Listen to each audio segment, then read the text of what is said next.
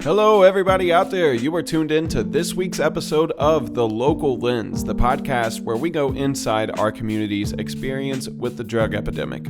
Our show is coming to you from Stanton, Kentucky, a small town nestled at the foothills of Appalachia. And our show is all about capturing the many different perspectives that people have on the drug epidemic from all around it, from law enforcement to medical services to personal experience to family experience, as many as we could find. And on this episode, we are proud to offer an incredibly unique perspective to add to the conversation. We are with the Kentucky State Police, but not on the enforcement side.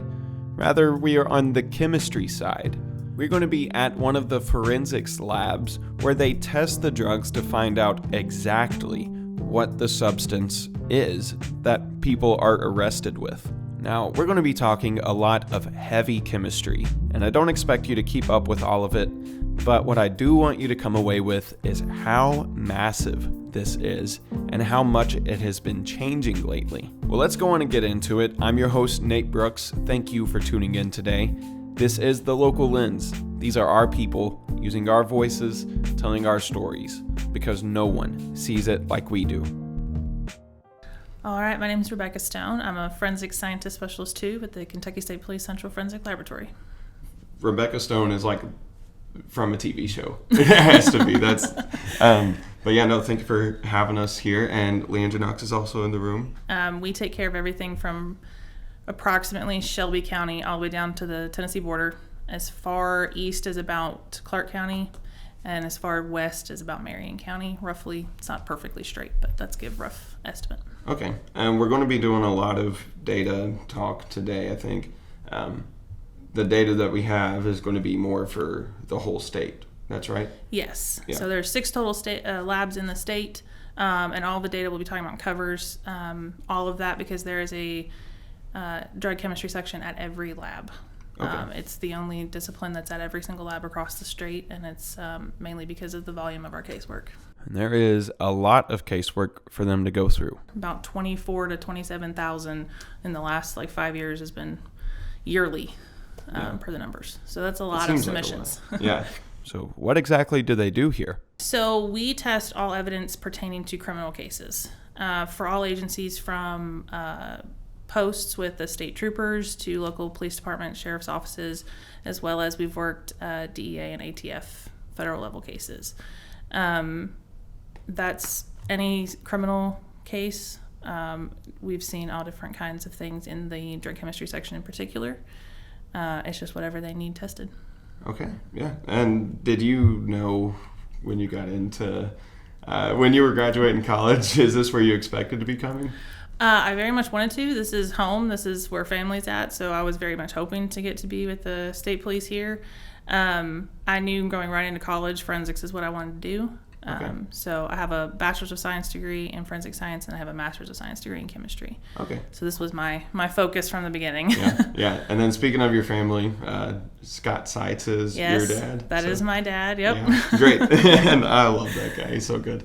And for those of you that haven't been around the show much, Scott Seitz is a nurse practitioner now in Clark County, and he has been on our show 3 different times. And I encourage you to go listen to our episodes with him because they're incredible. He's a very knowledgeable person on this subject. And as you're about to find out, so is his daughter. And I'm going to do my best to translate, but seriously, don't worry about getting caught up in all of these chemicals and their names. I'd rather you pay close attention to just the sheer number of things that she's talking about. How long have you been working here with the state? I've been at the lab since 2014, so about 8 years. Okay. Mm-hmm. So you've seen quite a bit of change firsthand. A lot of change. Yeah. All right. So start wherever you want to then with it. Walk us through what you've seen the changes have been like. Certainly. So I started in 2014, and I don't want to say the more normal drugs, but the ones people would more commonly recognize were basically what we were handling. So oxycodone, hydrocodone, heroin, cocaine, methamphetamine, things that people would probably readily recognize if you were to talk about, was what we were seeing, what was expected to be seeing.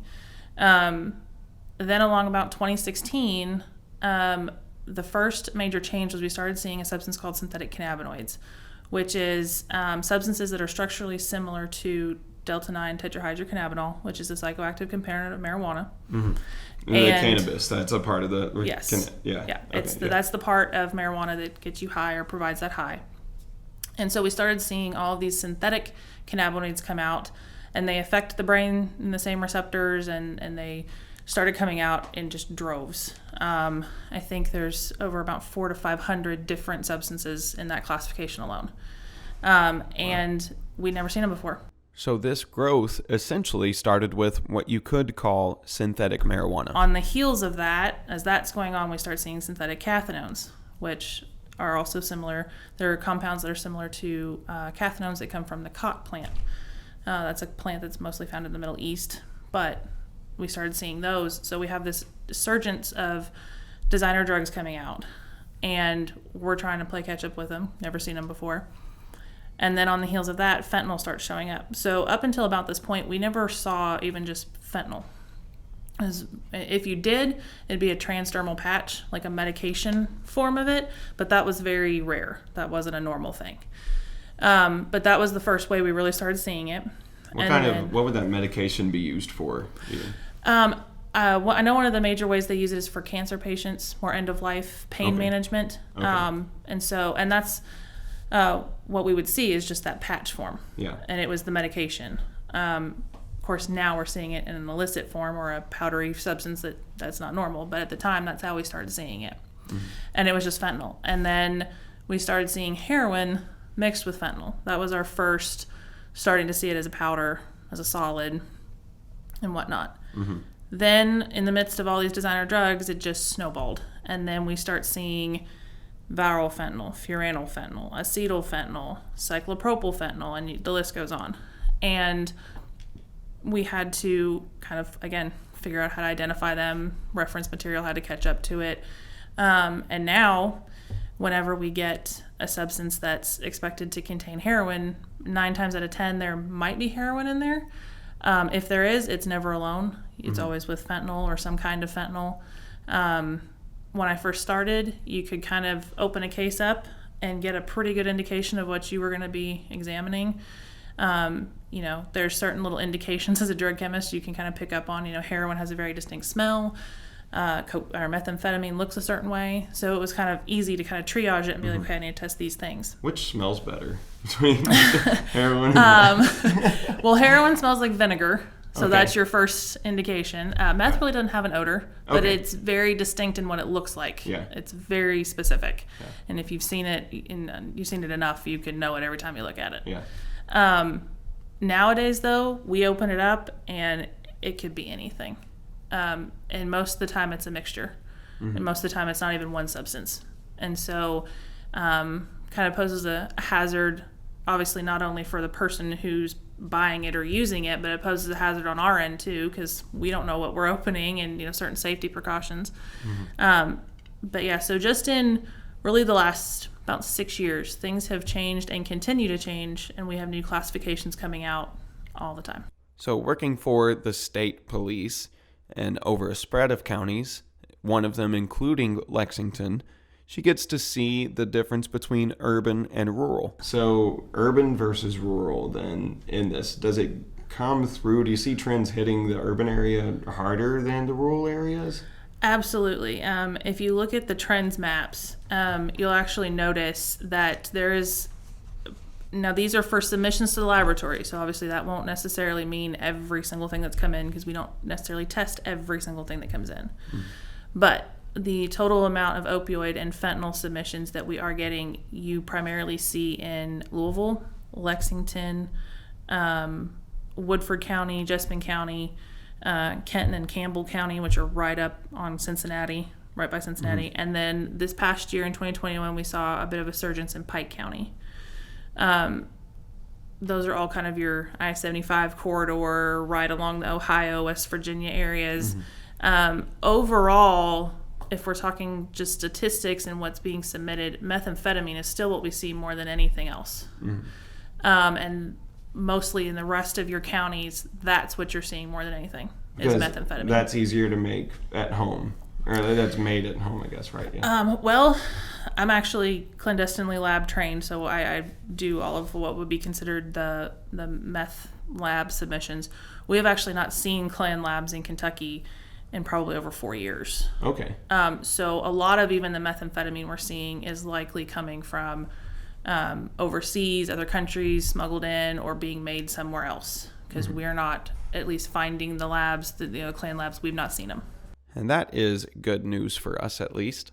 That you could call that positive job loss. Anyways, we are at the point in the timeline where fentanyl starts coming onto the scene, and there are way more than one type of fentanyl. Since then, it's just continued to evolve.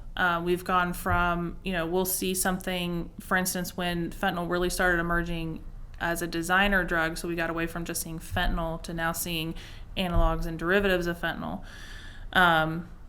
The first one we really started seeing was furanol fentanyl, and that was around for a while, and then they controlled it a certain way, and then it went to the next one, and it just snowballed, and it got to the point where the law had to come up with a way to keep up with all of these different changes. And so now when you read the law, it's very chemistry. So once a specific drug is recognized as a certain chemical compound, it is what you call controlled. And that just means it is recognized as what it is. It's a very specific thing, and I asked Rebecca to elaborate on what controlled means. And for it to be controlled versus not controlled again, that is, what exactly does that mean again? That's not an easy question. That's a multifaceted answer. So it can mean a couple different things. One, it could be structurally controlled, meaning that the chemical structure is defined here in the law, which is the KRS statutes. It can also be controlled via what we would refer to as a catch-all, meaning that there is documented scientific and published evidence that it affects the brain or the body in the same way. So if it has the same effect to you or whatnot. So those are just a couple ways of how we determine is the substance controlled or not. Is there research to say that it affects the body the same way? And then is there structurally controlled? So it gets a little complicated. So what does this mean for dealing with fentanyl again? It has to have this base, and then you can substitute it all these different ways. Oh, wow. And so we get a lot of questions, is this one controlled? Is that one controlled? So it is very chemistry based now, because we had to keep up with how, we would control one and then they would modify it a little bit. And now they can't get in trouble for it because it's not controlled. And that's where the designer drug scene has really come from, is they will modify a little something, tweak a little something, and now it's not controlled. And so that's what we're having to keep up with. Another thing that we really rely on is the DEA, when they put out their diversion documents and whatnot of what's being seen and what's all over the country and what to watch out for. Typically, if it's federally controlled, the state also controls it. Okay. Usually. So that's another way we kind of have to pay attention to. But it's complicated. We have a technical leader for the drug section who's probably one of her main job duties is just trying to make sure what's controlled, what's not controlled, and why is it not controlled if it's not. Yeah. So why would things not be controlled? Right. If it didn't meet the structural requirements, if it's too new for us to say what it does, if it's not been classified, if there's no research on it. And so that's what we have to catch up with. That's what we're constantly fighting. Yeah. That's where the designer drugs coming out so often and people just making whatever batches they can come up with. Yep. Yeah. There were times when, for instance, when we first started seeing synthetic cannabinoids, which was the first designer drugs, one of the first ones that we kind of saw was FUB A and B. Don't ask me why it's called that. We would know that's what it was, but it wasn't controlled for so long.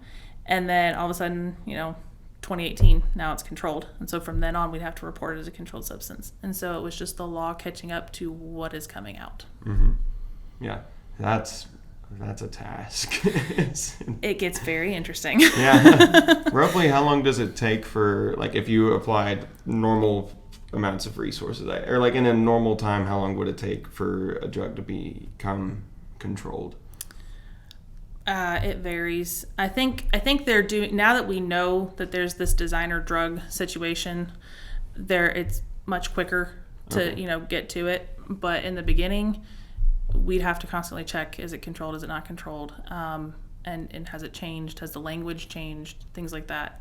All right, so the moral of all of this, once again, to pull out of this, is that there is a lot of variance going on here. And specifically within fentanyl, there's plenty of it. The only specific type that I was aware of before this conversation was Carfentanyl, which, to be perfectly honest with you, I thought that meant it was fentanyl for use on cars or something to do with like motor oil, not just some other kind of chemical compound. I mean, I could list all the different kinds. Carfentanyl, I know people really, I guess, freaked out about when it first came out, and valid, because it is very potent, and it's not used in humans. It's a veterinary situation. So, if you can take an elephant out with it, it's going to take a person out. Yeah. But there are also others that are extremely potent. It's not just Carfentanyl.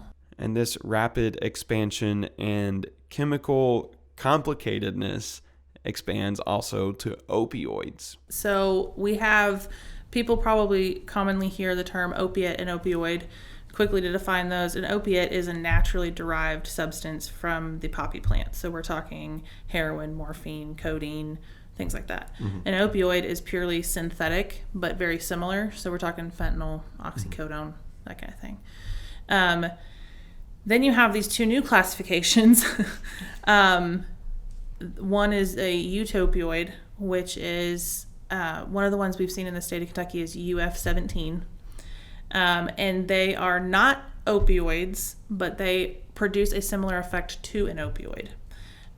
So that's how they got their name, and they are relatively new. Thankfully, from what I've seen in the numbers, UF17 is really the only one we've really seen, and not very much at all.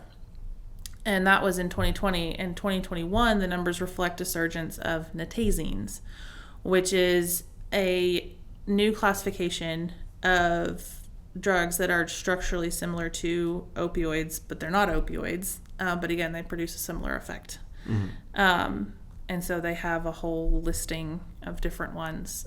One mentioned was metanitazine, which I've actually seen in a case myself.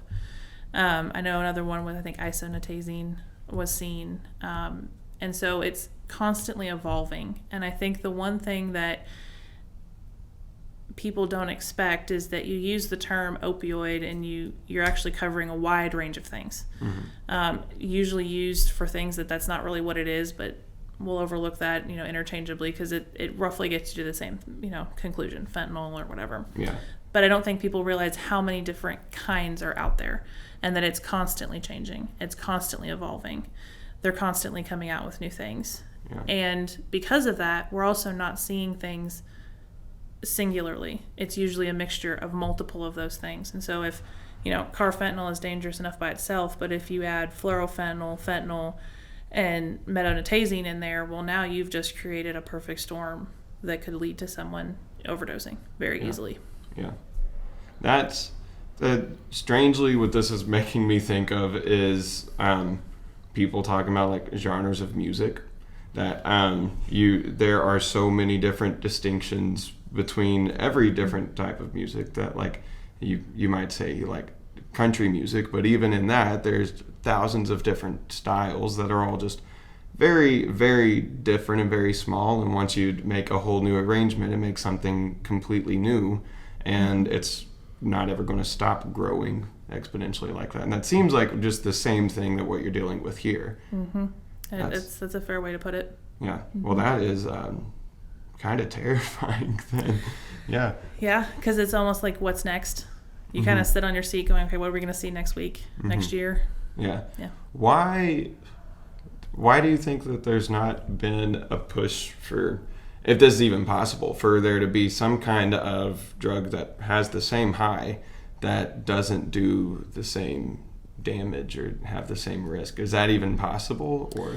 Well, that's actually an interesting question, because going all the way back to synthetic cannabinoids, that's actually where they came from. So there was a lot of scientific research going on to try to isolate the potential medicinal properties of delta-9 THC, which is your psychoactive component of marijuana that's been, seen to help people with seizures and whatnot. And separate out the psychoactive part from the medicinal part. And that's where we got a lot of the synthetic cannabinoids. And when scientists do research, they publish it. And then certain people got their hands on it and decided to figure out, well, what does this do to you when you when you make it illicitly? And so that's where actually a lot of this designer drugs have come from, is from research of, can we do something to make a drug that's not as dangerous to help people? But it turns out that it didn't quite work that way. I can't say that's where all of them came from, but that's where it kind of started, and it just snowballed from there. So my head was spinning during this interview, and it didn't hit me until afterwards that that's pain medicine. That was where pain medicine started. It was supposed to be good. And things went south once people started playing chemist at home. And the issue is definitely, obviously more complicated than that. But one of the big issues that you see is that these at-home chemists are way less reliable than a laboratory with medical or scientific intent. Now, over the past few years, some of these at-home chemists have come up with some pretty wild combinations. One of the most common combinations we're seeing right now is fentanyl, fluorofentanyl, heroin, and tramadol, and then they throw in, for whatever reason, diphenhydramine or xylazine or quinine. We see that combination over and over again right now. Anytime we think we have heroin or fentanyl, it's always those three: fentanyl, heroin, fluorofentanyl, every single time. So you may go in and think you're buying heroin, but that's not what you're getting. And most of the time we don't quantitate, so we don't tell you like what percentage of the substance is XYZ, but just based off of how our data looks, you can kind of gauge what might be in higher quantities. And normally it's the fentanyl or fluorofentanyl that's much higher than the heroin peak.